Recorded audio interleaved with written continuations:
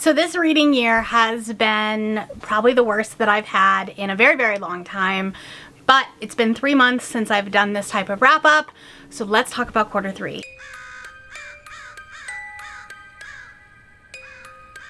Hello everybody and welcome back to the channel. My name is Bree and this is For a Pause in a Book. It's time to talk about July, August, and September, my quarter three wrap up. I'm going to talk about the books that I read, or like, you know, the stats. This is a very statistics heavy video, so if this isn't your cup of tea, I'll see you in the next video. But if you're like me, if you're a nerd, you like to see all of the numbers, this video is going to be for you. I'm going to be talking about how many books I read, the genres, the pages. I'm going to be talking about my top 5 books of the quarter because I don't really do like monthly wrap-ups anymore, but I do want to talk about the books that I really loved and recommend them to you. So we're going to talk about that. I'm going to talk about how I'm doing on my challenges. I'm going to talk about just how this quarter has gone, both on my channel and, you know, reading and all that fun stuff. It's been rough. This summer I was definitely transitioning from my like day job to working for authors, doing content, and that definitely cut into my reading time. You'd think that I'd actually read more when I'm getting paid to promote books. But I didn't. I didn't. I would put on YouTube, I would put on podcast, I would, you know, whatever. And so yeah, I haven't been reading as much. And then September was a month. And yeah, so let's just talk about it and then we're gonna move on to quarter four. We are, you know, deep in spooky season right now, and then we get into the holidays. I do think that quarter four is going to be a bounce back. It's gonna be my best quarter of the year, but we gotta wrap things up first. So I read 28 books in quarter three, and this feels a little bit more inflated than it actually was because I read the short stories from Amazon that has just come out, and so some of them, you know, they're 50 pages, but I read those in September, and so this number is actually like probably more inflated. It came out to 8,860 pages, which is so low for me. And like, here's the thing, if you read one book, you're a reader, and so I don't want people to think like, oh my gosh, she doesn't think I read enough because I read even less than that, and she's saying, oh my gosh, that's not very much. It's not a lot for me. I'm not judging anyone for their reading speed or how they consume books. I'm not comparing you to me, I'm comparing me to myself, if that makes any sense. Okay, so like for me, this is not a lot. 8,860 pages. Compare that to quarter one when I read over 20,000 pages. Oh boy. Oh boy, okay, quarter four is gonna have to come back in a strong way. This is the first year that I not only won't hit 200 books, I may not hit 150. I probably won't. I think I'm only at like 110 right now. So I guess like we'll be really close, but it has not been a great reading year in terms of like the number. Now, I've found some favorites, so that's all that really matters. The average page count for the books was 316 pages. This does feel a little bit low simply because of all of those novellas. If you look at like the last quarter, it was like the 370s, 390s. So we are definitely like on the shorter end, but again, it's because of those novellas. My most read genre, again, was romance, and that means like contemporary romance or like dark romance, so nothing fantasy or paranormal. Now, it was very, very close, right? So I had 16 romance books, 13 of those being romance, 3 of them being dark romance, and then I had 12 fantasy romances. So we still were a very like romantic heavy. I am not complaining about that. I love that. I've found what I love, okay? A lot of this is football romance, right? I fell down that rabbit hole. I fell down the Carla Sorensen hole, and I'm not coming back. Not coming out of it. I read 4 thriller books in quarter three, which is kind of exciting. I do love reading a good thriller in the summer. And then I read 2 sci-fi books and 3 horror books. A little bit of a wide range of things. I really want to get back to reading some fantasy. Like the fact that I have not had a fantasy book at all, like a straight fantasy book this quarter, that should be rectified, honestly. All right, let's talk about star ratings. We had a really good mix of things. My average star rating was a 3.84, which is low. I would love it to be closer to that 4.0. In quarter two, it was 3.87, and in quarter one, it was 3.91. However, Q1 is always a little bit higher because I do booktuber favorites, so we get a lot of 5 stars in January. But, you know, I'm gonna do Goodreads Choice again in quarter four. Maybe that'll be a win. I don't know what I'm doing for Goodreads choice. I have not come up with that idea yet. If you have any ideas, let me know.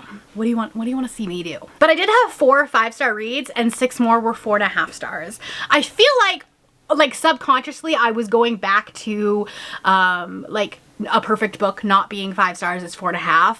And I like, whereas at the beginning of the year I was like just giving out 5 stars because I felt something. And I'd love to get back to that, but my brain tends to like go critically and be like, well, it wasn't perfect, so it's not 5 stars, you know, but like that's okay.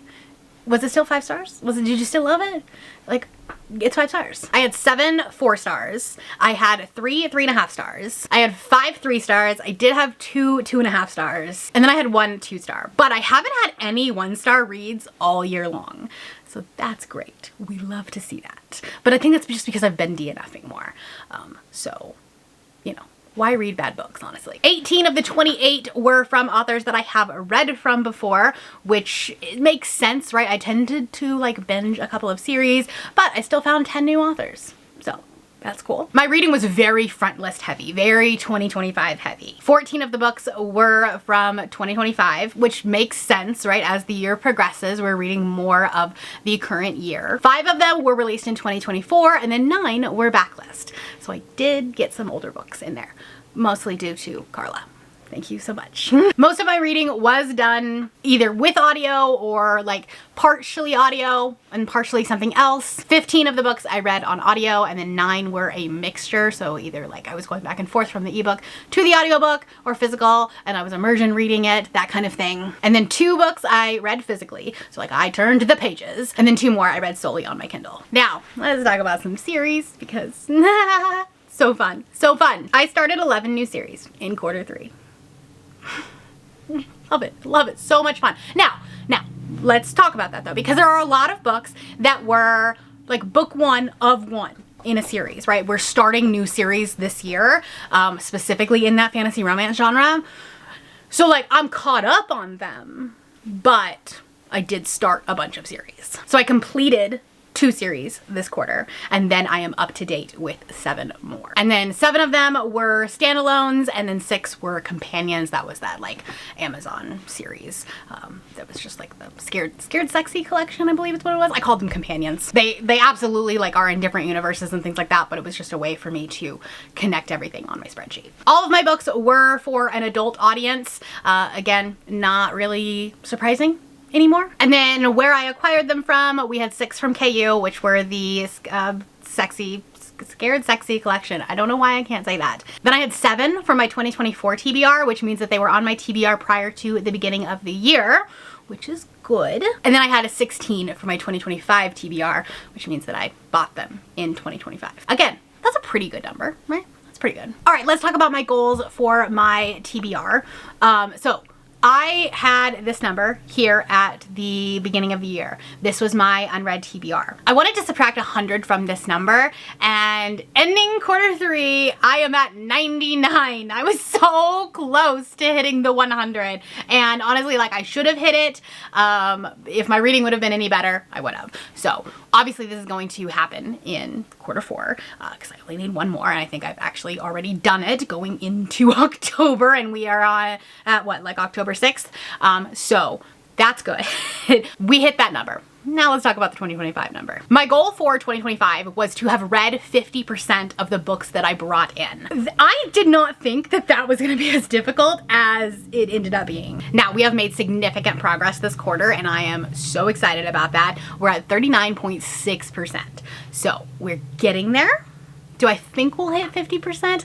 I don't know, but it has been a really good challenge, and this is definitely something that I'm going to take with me into 2026. What's scary is that the, now 60%, but hopefully closer to 50%, will go on to my then 2025 TBR, and then I'll make a 2026, if that makes sense. And so that number is going to be large. When I do my physical TBR video at the end of the year, it's going to not be small. But that's okay. That's okay. It's fine. It's fine.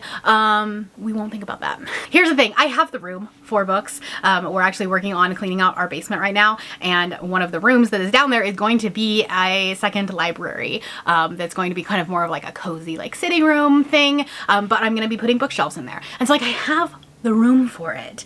I just, it's just it's a lot of books. But that's okay. It's fine. It's fine. Now, the other thing that I want to talk about is my 25 in 25 bingo board. And I did finish this. I knew I was going to finish it in quarter 3. They're not the books that I had originally put on the TBR, but they are books that match the prompts, so it counts. Yeah, that's fine. Don't worry about it. I'm really excited about this. Now, I'm not going to talk about Our Fantasy because I'm going to do a separate video about that, like updating it, because I have changed some stuff with Our Fantasy and I want to talk about that more in detail. So stay tuned for that. It is coming probably sometime next week. Now let's talk about my content. Obviously this summer, content has backed off a little bit. I've been doing more on TikTok, which is exciting. I'm really close to 19K on TikTok, so if you are at all interested, go follow me over there. I'll have a link down below. But I've been doing a lot over there. Now that's like less bookish, although I am kind of implementing it a little bit throughout, but that's more like how to, like it's for authors. It's like how to market your books and things like that. But I have backed off on YouTube, and the way that I have done it has actually really worked for me, or at least like it would have prior to September happening. So I'm doing a video every 4 days rather than doing a, like, you know, every Sunday, every Wednesday. And that's just like, it ends up working better for my brain because I have like an even number of days between my videos, and so that way Patreon gets early access to most of them, not all of them, but some of them, and then, like, I don't know, it just feels a little bit more spread out because of the way that my work schedule is now. My week is more spread out as far as my work week. Instead of having to do everything on the weekends, I am able to do it during the week, and I actually prefer to do it during the week because it is a Monday afternoon, Derek is at work, and I don't have to, like, hey, I need you to be quiet. Can you not turn the TV on because I can hear it in the office? Like that thing. Like I am home alone with the dogs. And so I don't have to worry about like me talking quietly, having him, you know, turn down his video games, whatever. I can just do whatever I want. And that's been a little bit more freeing. But that being said, like that means that I'm usually like only filming 1 video a day, if that makes sense. Other than like my vlogs. Doing them every 4 days means that I have fewer videos during, like, for each month, but I think they're better quality, hopefully. I think they are. I did a Should I Stamp It video with Leo books for my birthday. It came out on my birthday, and it was basically like books that were published during the Leo season, and that was really fun. It was kind of a different way to pick books, and I liked that. I am going to be doing another Should I Stamp It in November. I don't have one planned for October just because of like Halloween weekend and my Patreon readathon and TBR Harvest, like everything else is happening, so we're gonna do it in November. I also did another kind of like day in the life or week in the life video as an author's assistant. Once I kind of figured out my schedule, once I figured out what I was doing, I brought you along with me and like what this looks like behind the scenes, and that was fun. It was a little difficult because I don't think at the time I had quite solidified my schedule. I thought I had, but I don't think I actually had. So we might do another one before the end of the year now that like things have settled even more.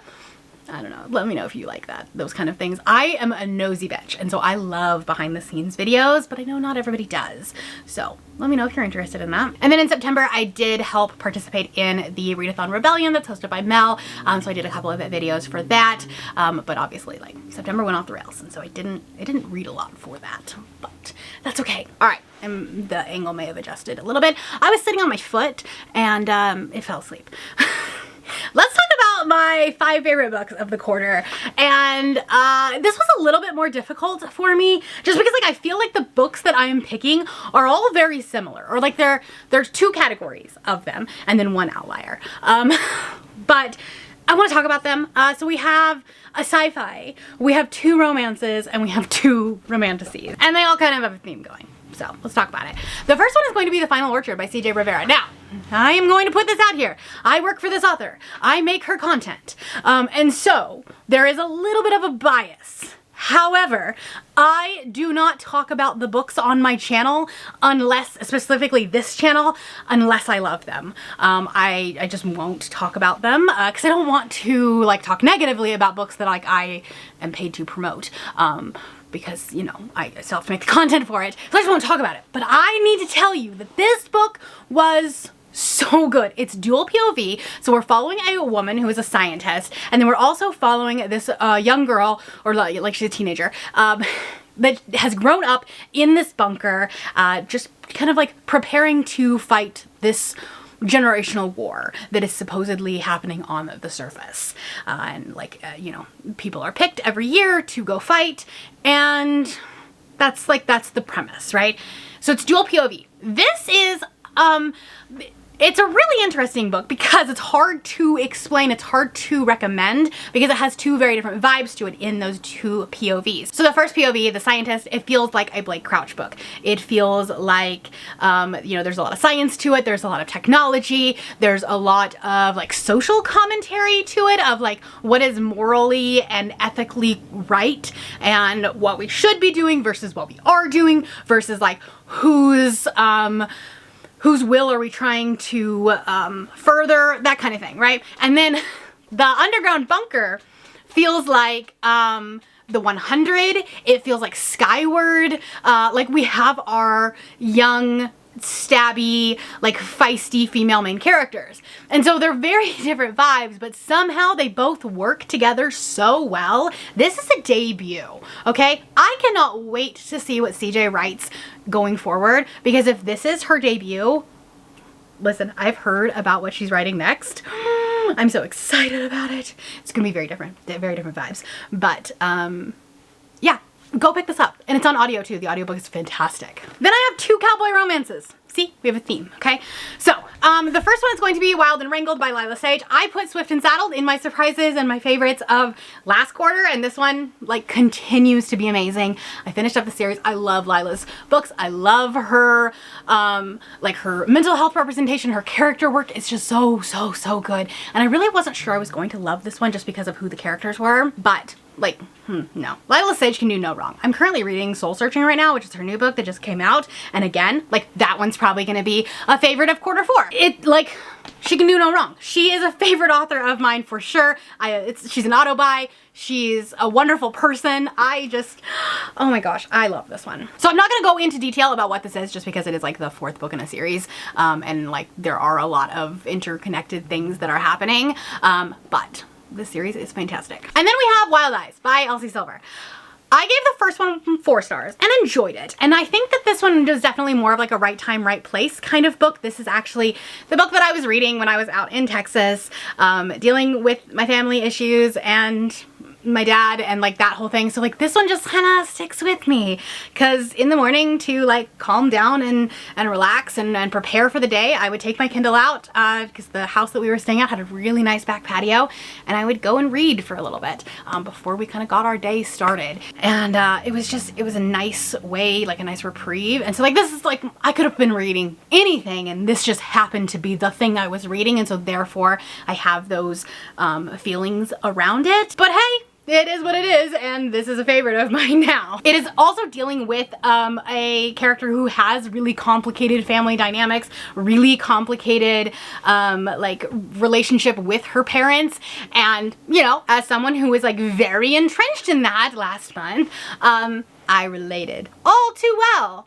It's great. I don't necessarily love books where there's like a famous person involved with it other than football players, because that doesn't feel the same. But like, I don't know, maybe it's just like specifically singers that I don't usually tend to gravitate towards. But oh my god, this worked so well. I could see the Taylor Swift references to it, I could see the inspiration, but yeah, I just had a really good time with this one. Okay, now let's talk about 2 romantasy books. The first one, I think was a surprise for me. That is The Night and the Moth by Rachel Gillig. This is my first book that I've read from Rachel Gillig, and it will certainly not be the last.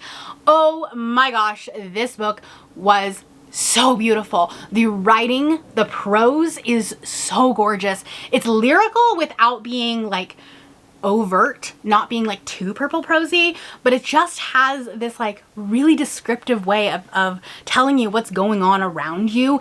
And the smut scene in this was also like so poetic. And I don't say that a lot about romantasy because like normally smut is not poetic, but the scene was so unique. The way that it was written, it felt like a piece of poetry, like someone like just spilling their heart out, and it just felt so emotional.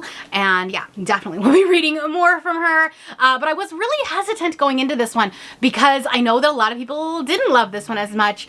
It wasn't a favorite of theirs even if they liked One Dark Window, and so I was like, oh no, am I gonna like this one? People were saying it was really slow, that there wasn't a lot that was happening, and while that is true, I still like enjoyed every single moment of being with these characters and being in this world. And this is like more of a fantasy that has a romance subplot to it versus it being like a true romantasy. And I could see the second book definitely like going more into the romantasy era, but this one definitely was like fantasy forward. Very political, had a lot of buzzwords on it, and honestly like it was a win. And then what is likely my favorite book of the quarter, Terror at the Gates by Scarlett St. Clair. Listen, okay, whoever's saying that this book wasn't good, I respect your opinion, but we are gonna have to agree to disagree because this is what I wanted Crescent City to be. It has those classic nostalgic urban fantasy vibes to it,